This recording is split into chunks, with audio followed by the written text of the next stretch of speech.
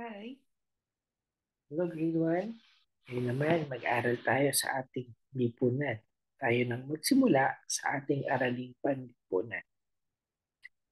Ngayon naman, pag-aralan natin ang pisikal na kapaligiran ng ating mga tahanan at paaralan. Simulan natin sa distansya o sa Ingles ay distance. Ano nga ba ang distansya? Ang distansya ay layo o lapit na pagitan ng dalawang bagay o lugar. Ang isang bagay o lugar ay maaaring malapit o malayo sa isa't isa. Yun yung sinasabi nating distansya. Mahalagang malaman ang layo o lapit ng isang lugar upang makapaghanda. Maaari tayong maglakad kung malapit lang naman yung ating lugar na pupuntahan.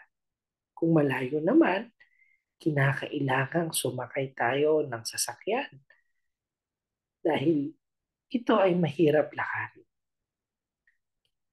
May iba't ibang uri tayo ng transportasyon. Kung mga sasakyan ginagamit ang mga tao para makapaglakbay sa mga malalayong lugar. Ano-ano ito?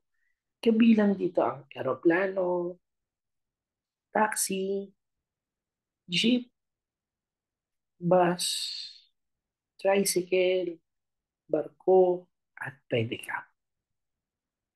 Ngayon, tingnan nyo ang mga larawan na ito.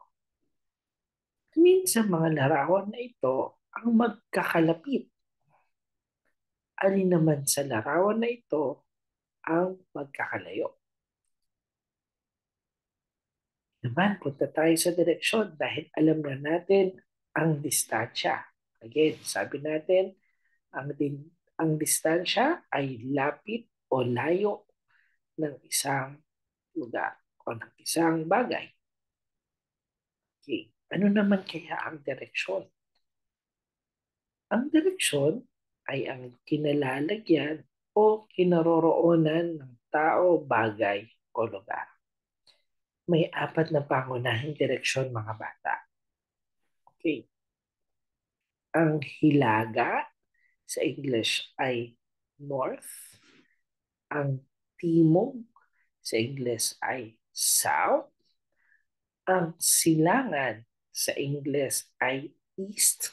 At kanluran sa English ay west. May kita ang apat na pangunahing direksyon sa mapa. Sino na nakakita sa inyo ng mapa? Okay. Yun, makikita natin ang mga direksyon na ito. Okay. Ang hilaga o yung north ay makikita sa dakong harapan o dakong itaas. Ang timog naman o south ay matatagpuan sa dakong kanluran o sa dakong likuran o sa ibaba. Ang kanluran naman or west ay matatagpuan sa kaliwang bahagi o sa left na side natin or left hand natin. Ang silangan naman or east ay nasa kanang bahagi or nasa right place natin. So tignan nyo to. Sabi natin, ang hilaga ay nasa itaas. So sa harapan, ito ang hilaga natin. Ang timog ay nasa dakong ibaba o ang south. Ayan. Ang kanluran o ang west ay nasa uh, kaliwang bahagi. At ang silangan or east ay nasa kanang bahagi. So yan yung mga pangunahing direksyon. Hilaga, timog, kanluran, silangan. Ngayon, tingnan natin itong larawan na ito. Base sa larawan na nakikita nyo, nasa ang direksyon ang simbahan. Kung ang sagot nyo ay kanan or west, tama kayo. Ano naman ang makikita sa dakong ibaba o sa timog? Kung sagot nyo ay bahay, tama ulit kayo. Again, ang mga direksyon ay ang mga hilaga, timog, silangan, at kanluran. Okay. Mahalaga na ang pag-aaral sa mga bagay, sa mga direksyon at kinalalagyan ng mga bagay sa ating lugar. Madaling matutukoy at matatagpuan ang direksyon, ang mga bagay at lugar sa tulong ng direksyon. Mapapadali ang paghahanap ng isang bagay o lugar kapag alam natin ang direksyon. Madalas, ang ating mga pinantuturo bilang direksyon ay harapan, likuran, kaliwa, o kanan. Okay.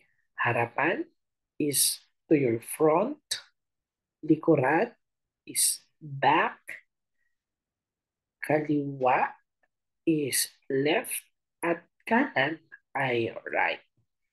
Okay. So tandaan natin yung mga panturong direksyon. Harapan, likuran, kaliwa, kanan. Ang mga pangunahing direksyon naman ay hilaga, kanluran, timog, at silangan. Mga bata, mahalagang malaman ang mga direksyon dahil ba nasasabi natin kung saan ang kinaroroonan natin o saan ang kinaroroonan ng ating paaralan o ng ating bahay. Ganito tayo at tayo yung magsasagot ng ating aktibidad sa ating worksheet. Maaari nyo itong sagutan sa pahina o sa page 1 and 2. Yan. Dito na lamang at magkita-kita tayo sa susunod nating pag-aaral. Paalam!